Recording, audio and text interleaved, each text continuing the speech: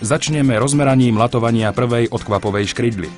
Hrana odkvapovej škrydly by mala presahovať do 1/3 žľabu.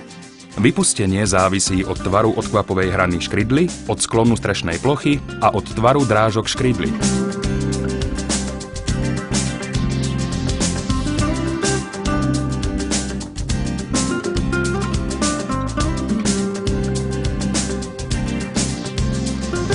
Pred začiatkom latovania je potrebné určiť strednú kryciu dĺžku. Hodnota uvedená výrobcom je len orientačná. Strednú kryciu dĺžku určíme tak, že uložíme 12 škrydiel pozdĺžne vrchnou stranou dolu. Zameriame celkovú dĺžku 10 stredných škrydiel, raz zrazených v drážkach a raz s vôľou v drážkach. Strednú kryciu dĺžku dostaneme po dosadení do vzorca L1 plus L2/20. Výsledná hodnota predstavuje optimálne latovanie pre danú strechu.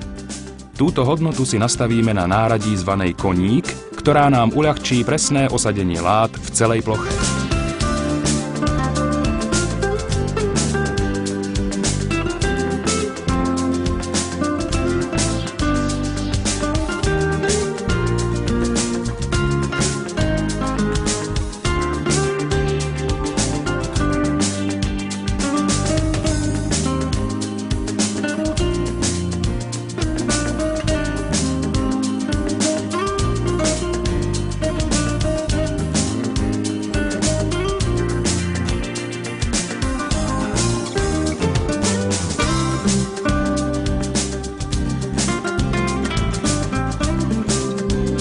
Ďalšou alternatívou na uľahčenie latovania je šnurovačka.